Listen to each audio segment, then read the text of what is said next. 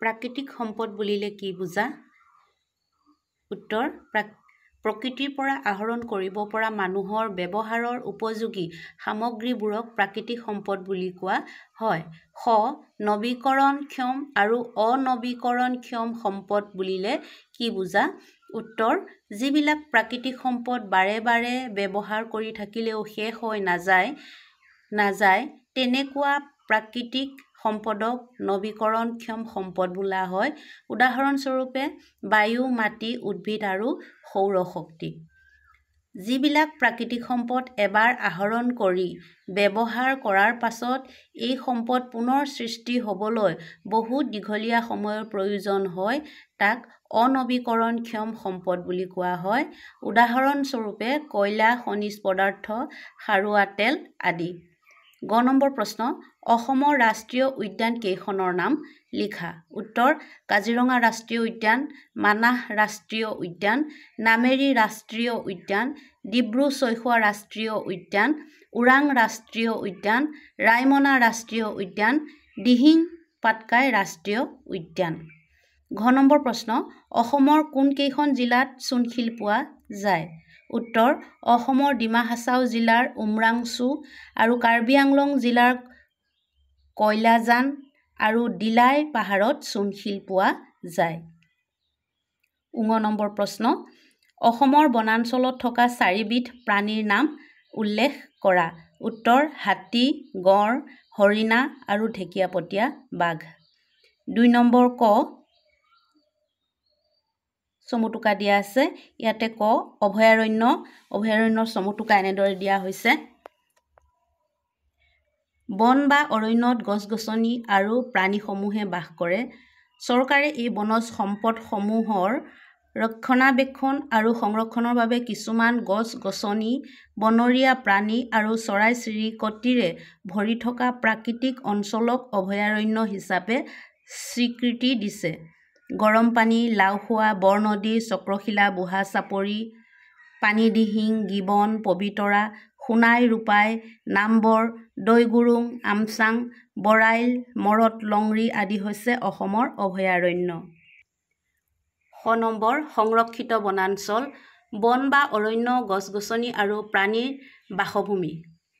এই গছ-গছনি, বনৰীয়া প্ৰাণী আৰু চৰাই-চিৰিকটিৰে ভৰি থকা প্ৰাকৃতিক অঞ্চলসমূহৰ ৰক্ষণাবেক্ষণ আৰু সংৰক্ষণৰ উদ্দেশ্যে চৰকাৰে কেতবোৰ ব্যৱস্থা গ্ৰহণ কৰিছে।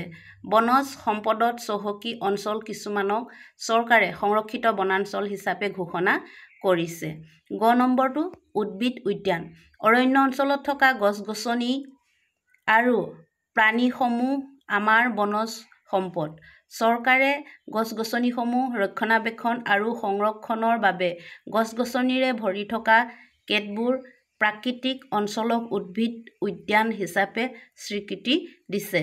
ইয়াত থকা উদ্ভিদসমূহৰ সুৰক্ষাৰ ব্যৱস্থা বন বিভাগে লয়। 3 নম্বৰ, খালী ঠাই পূৰ কৰা। ক, 21 মাৰ্চ দিনটো ডেছ আছে? ইয়াত হ'ব বিশ্ব বন দিৱস হিচাপে পালন কৰা হয়।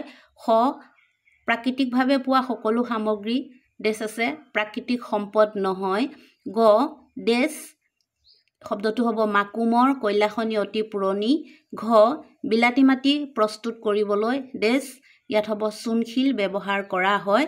ঙ, ব্ৰহ্মপুত্ৰ ডেছ আছে? ইয়াত হ'ব ব্ৰহ্মপুত্ৰ আৰু ডেছ আছে? ইয়াত হ'ব বৰাক, অসমৰ 2খন প্ৰধান নৈ।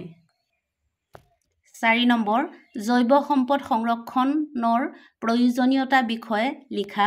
উত্তৰ, জৈৱ সম্পদসমূহ আমাৰ অতি মূল্যৱান সম্পদ, কিন্তু বিভিন্ন প্ৰাকৃতিক দুৰ্যোগ, প্ৰদূষণ আদিৰ ফলত জৈৱ সম্পদবোৰ ধ্বংস হোৱা দেখা যায়।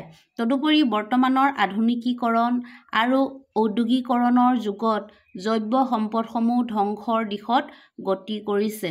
পাহাৰে-পৰ্বতে মানুহ বাস কৰিবলৈ লোৱাত গছ-গছনিৰ লগতে পশু-পক্ষীও নোহোৱা হৈছে।